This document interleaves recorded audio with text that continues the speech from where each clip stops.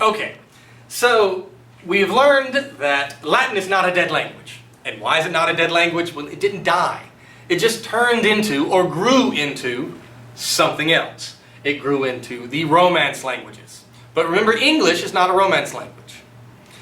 Now, inevitably at the beginning of school, going back 15, 20 years, I have always had this on the board in the very first week. I just leave it up here. And when I talk about it, I inevitably ask my students, and I'm asking you, what language is this on the board? So go ahead and take a guess. Say it aloud to yourself. What language do you think it is? Now, the unfortunate thing is by making videos and not having a live audience, the true magic of having class is the interaction between student and teacher. You say something, I am answering it. You ask a question, I'm answering it. But we don't have that, obviously, in the video interchange that I have now, but we're doing the best that we can. But so much, you must understand, is lost that I am sure you were acutely aware. But what language did you guess that this was? Inevitably, people raise their hand and they say Latin. Wrong. Then they obviously have looked over at my chart of Indo-European. They see that everything is written in brown, but all of a sudden Germanic is blue, Latin is red, Greek is green. They know that I am a Latin and Greek teacher, and they guess Greek.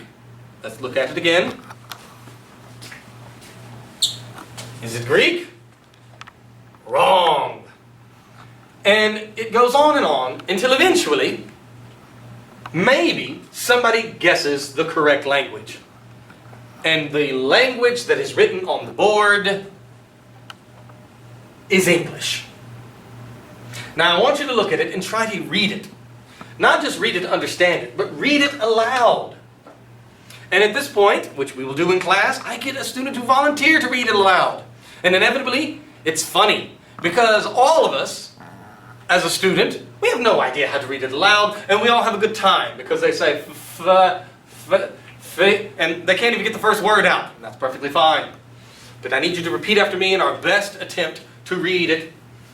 Feide ure, et on hifönum, si unnam gehelgod. And we could go through the entirety of the rest of it. But this doesn't look like English to you. And the reason why it does not look like English to you is because this is English around the year 800 AD. So not that long ago. Now you think it is a long time ago, but it's not. 1,200 years ago. Now, once we have learned that this is English, but it's English so long ago that it doesn't look like it to us, because what does language happen? Well, what happens to a language over time? When people speak it, it changes. And it changes to what we have today instead of what it looked like 1,200 years ago. Now, the second question that I ask is, what is this? What is this little passage on the board? And the way that you can figure it out, and here it is in the form of being a part of many other passages in English, and you have this on your Canvas page. I'm a big proponent of printing things out. I like to have a physical copy of it, so I encourage you to print out the copy of both the Indo-European chart that I have here, as well as on the second page of that PDF file, you have all of these various passages in English. So try to find various words here and or there that would help you guess as to what this is. And I would argue that the word fider, you could maybe think of what that is. Heophonum, you could maybe think of what that is. Then I look a little bit more down, and then all of a sudden, I see this line. Repeat after me. And forgive us uregiltas. And that's the line that I think that can help us figure out what this is. Now, if you wanted to see what this is in Latin, I have a poster in my room of it. Here it is. Pater noster, qui es in caelis, sanctificator nomen tuum, adveniat regnum tuum, fiat voluntas tua sicut in caelo et in terra. Panem nostrum quotidianum da nobis hodie, et dimite nobis debita nostra, sicut et nos dimittimus debitoribus nostris, et ne nos inducas in tentationem, sed libera nos a malo. Amen. And so, this, in English, 1,200 years ago, is the Lord's Prayer. Our Father, who art in heaven, hallowed be thy name. And so forth and so on. And thus, here in this line, and forgive us our guiltos, our sins. But why does this look so foreign to us? Why does it look so different than our English? Because what have we been doing to English for the last 1,200 years? We have been speaking it. And what happens when you speak a language over time? It changes. Latin is not dead. Latin merely turned into the Romance languages. Now, to show this evolution,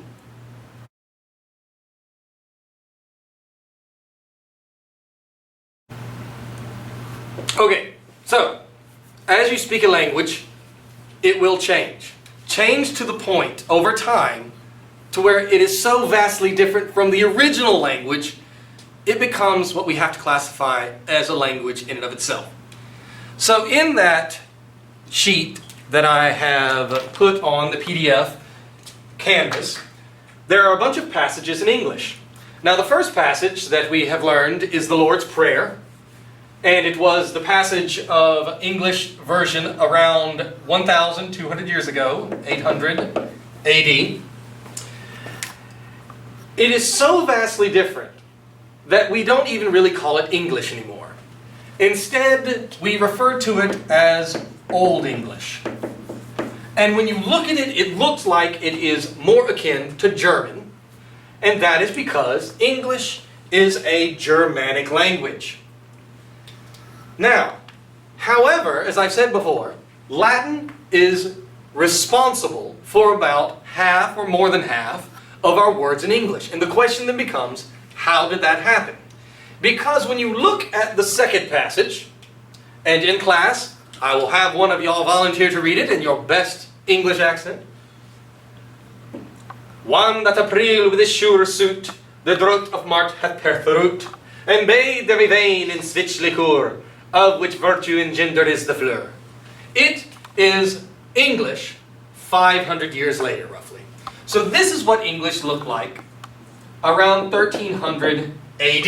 And inevitably I ask, in my class, who knows what famous work in English literature are these the four lines of?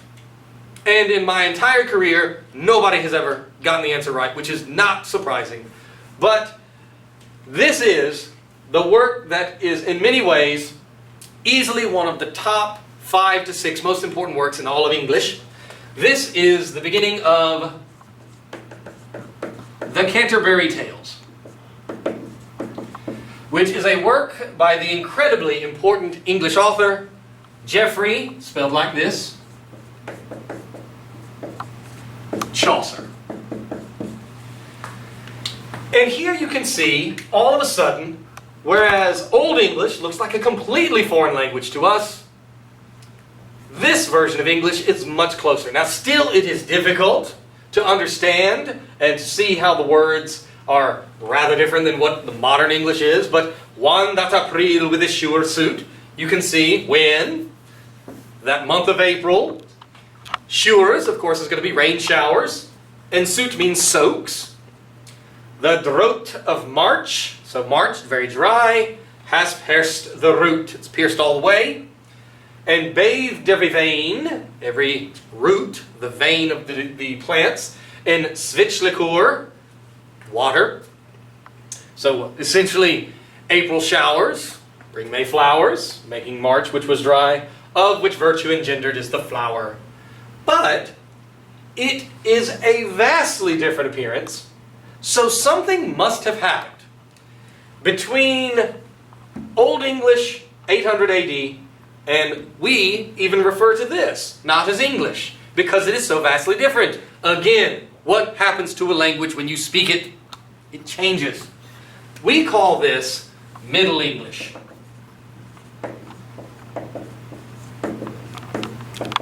Canterbury Tales, a quick explanation.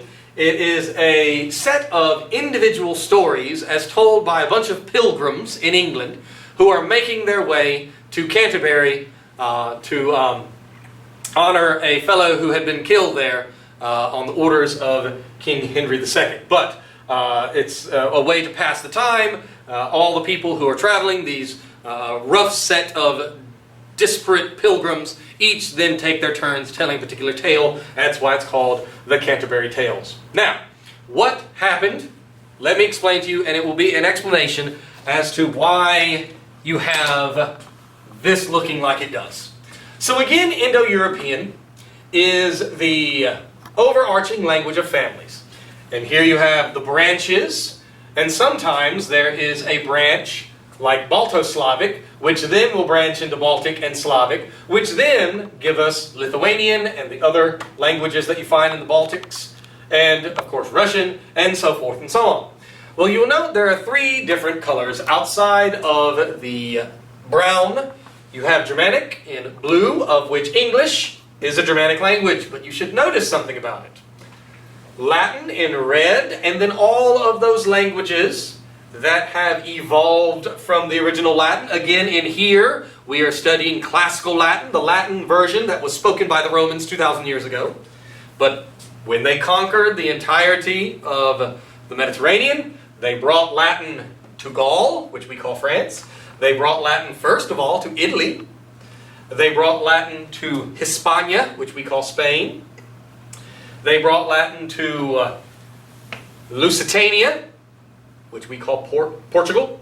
They brought Latin to Dacia, which we call Romania. And when those people started speaking Latin, it changed over time to the point of where the Latin they speak now, we can't call it Latin anymore. We have to call it French. Latin did not die. Your dog that you have, Fluffy, when it was a puppy, it merely grew into the dog. The dog didn't die. Latin is not dead. But we are studying the original. So here, there is something I want you to notice, and that is the color scheme. English is not a Germanic language, or it is a Germanic language. It is not a Romance language. Ma chérie, you're so beautiful. No, that's not why it's called Romantic language. It's Romance, spoken by the Romans. But notice it is neither blue, nor is it red. It is purple, because blue plus red is purple. And this is what happened. Around the year 1066, so 1,000 years ago, England was invaded successfully. And it is the last time that Britain, the island, was successfully invaded. So we come over and look at the map. And so here you can see Britain, which is an island. And there are three constituent countries. You have England, which is here, Wales, which is here, and everything above the green, which was not conquered by the Romans. Britain, for the most part, the bottom half was, eventually. But the top half, obviously, here is Scotland. Well, there was a fellow. His name was William the Conqueror. And he was the king of a group of people living in northern France called the Normans. And, of course, the Normans in France, speaking, what language do you think if they're in France? If you said French, wrong. Latin, remember. But we just call it French because it is changed into it. Invades. And when William invaded England, and when he invaded, of course, he won the Battle of Hastings. I'm going to write that on the board. And he defeated Harold Godwinson at that Battle of Hastings, and then became known as William the Conqueror. And remember, when a people conquer another, they will bring with them their language. Just like the Romans brought with them Latin here and here and here. These guys, the Normans, living in Normandy, and of course, when I say Normandy, you probably think of June 6, 1944. No, you don't think of that. That is the, of course, famous D-Day invasion of World War II on the beaches of Normandy.